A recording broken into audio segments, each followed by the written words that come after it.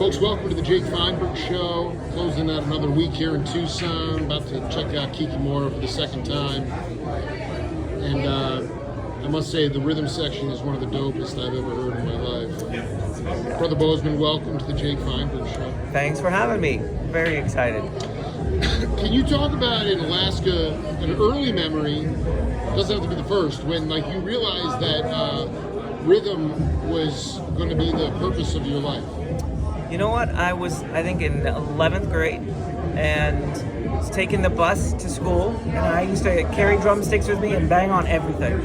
And one day the bus driver came up and he's like, "Look, kid, every day you get on here and annoy me to death, banging on my seats. Can you actually play?" And I was like, "Yes, I can play." The first 10 years you were doing sports and stuff. Yeah. Like you didn't pick up the sticks. 11 years old, you picked the sticks. Well, actually, I picked them up at 9 when I was 9. But it was in bus driver 11th grade. Yes, this is kind of where it was like, all right, this is what it's gonna be about for me. So he said, so you joined the band? Yeah. So he's like, "Can you play?" And I'm like, "Yeah." He's like, "Well, look, show up at my place Thursday night, and at this time, times are different now. Yeah. If my kids had told me the bus driver wanted them to show up at their house, we'd get the FBI involved." Okay, go ahead. Tell me a good one. Yeah, it's a good story. So my mom drives me over there. We show up at his house. I set my drums up. We play. It's about 2 hours, and I just think it's kind of a jam session. But at the end of the night, he's like, "Hey, show up at this address, wear some nice clothes, and don't be late." So I just showed up. My mom brought me, and we sat up and played, and I had so much fun and loved it. And at the end of the night, packing everything up and getting ready to head out, and he comes running out to my mom's car and says, "Hold on, kid," and he hands me $75, and I'm like, did he just give me $75 to play the drums? Is that what just happened here? At that time, it was like $500. Yeah. And for me, an 11th grader, it was like in Alaska. Yeah. And so I'm like, this is amazing. I get to use what this kind of gig. gig was it? It was just a practice, or was it? No, this was an actual gig at this point. So wow. Yeah. So that. So that solidified the idea of saying, well, I have internally my time feel is good, and I'm making money. Yeah, and all these older cats are kind of validating what I can do, and so that's the first time I really thought, well, maybe that's what I should do. Maybe this is a part of my calling. Maybe this is what I'm made to do. And so I think it was at that age, about 15. I want you to talk to younger cats specifically, because when I saw you the first time, you were just all over the kit in such a tasteful fashion. But one of the kind of lost arts in any kind of music is feathering the bass drum. And I wanted you to talk about that idea of feathering, because that was something that even Buddy Rich did, but it sounded like a freight train. Right. And and to me, like, some people call those ghost notes, but it's just like the raw. Right. And I want you to talk about like how to be tasteful and feathering in a rock setting. Sure. So I think if you think about it in context of playing music is a conversation, right? The ultimate goal is to be able to play something that connects to somebody else and then be able to kind of feed back to you. And a conversation is always going to happen at all kinds of dynamic ranges, right? It's like I'm not going to just sit here and speak super, super loud to you the whole time, and I'm not going to just whisper the whole time. I'm going to use that whole dynamic range to convey the point, to tell the story. And so musically, sitting behind the kit, drummers get, the worst Drummers rap. are the leader of the band. That's worst what people rap. don't realize. Billy Cobham is a dear friend. Aww. And he told me, I hung with him. I love you, Billy. And he said, contrary to popular belief, the drummer is the leader of the band. Absolutely. Wherever we go, they go.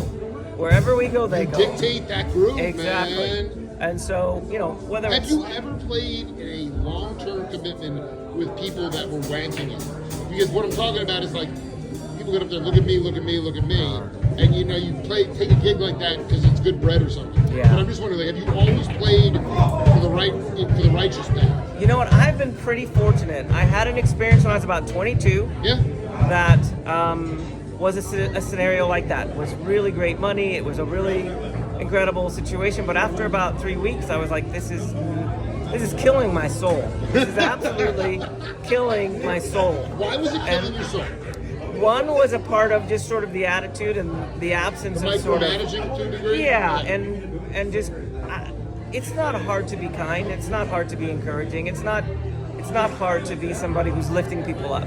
And if you're in a situation musically where you feel like everybody is being dragged down, that's a lot of work. It's more work than it's worth, you know. And so for me, at that young age, I kind of realized, you know what, there's not enough money to make me want to do that. I would rather, you know, go get a day job or something than deal with that. And that, the purity of it was just so tainted, you know. Yeah. What was the next gig you got after that you fell in love again?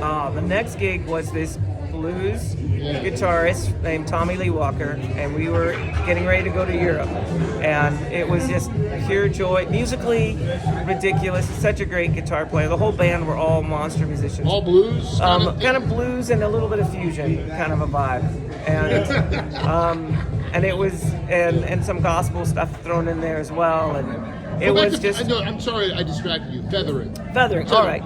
So thinking about just the conversation that you're having musically and using the kit to bring out those ideas, to communicate those thoughts. And so sometimes you can be keeping the groove happening with those things that you barely hear, or those things that you don't hear.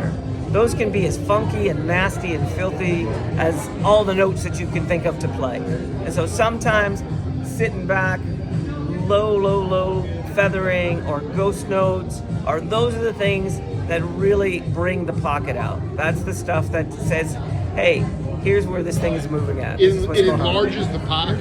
Exactly. Gives us a nice, big, fat, wide Why did you join? I mean, I just talked to Leo for a hot minute, but the cosmic nature of Kikimora, how did you wind up joining these cats? And, more importantly, why do you believe in this band?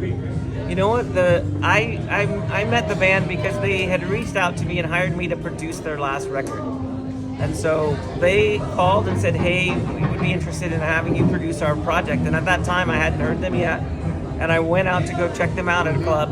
And I was just blown away. I was blown away by what club, El Paso? Yeah, back in El Paso. And what was the club? It was a part of something called a 915 festival. I did. It was a festival. It was a festival, yeah. And you were blown away because why? First, I was blown away by Haley's voice. That's the first thing. That the moment she opened her mouth, I was like, what the hell? That's like angelic. And then I loved the grooviness of the band. And I actually knew the guitar player, well, the bass player, but I knew him as a guitar player, Jericho. I had played with Jericho before, but I didn't even know he played bass. So that's the first time I'd ever heard him play bass, and I was like, oh, this dude is sick. That's nasty. So at that time, they had a young drummer, Omar Uribe, really good drummer, but he was also playing with a country band. Hey, he was busy. And yeah, it ended up not being able to do it. So they reached out, but at that time, life was a little busy and crazy for me, so I turned them on to one of my old students, and kind of like my second son, and Albert played with them for a few years. And then Albert, this is after you produced the record? Yeah, this is after producing the record. Wow, so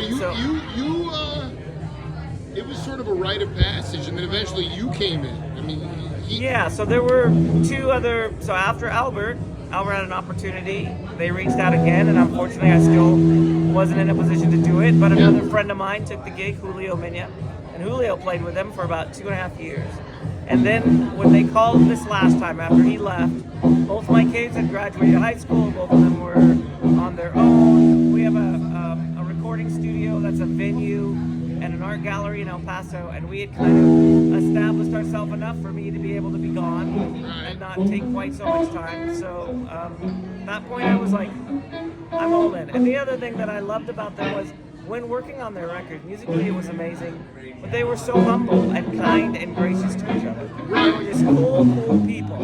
And I was like, if we're going to be in a band, those are the kind of people I'd be in a band with.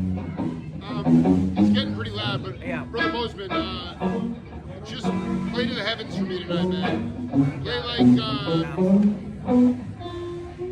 any of the great jazz drummers. Break up time and form, and simplify.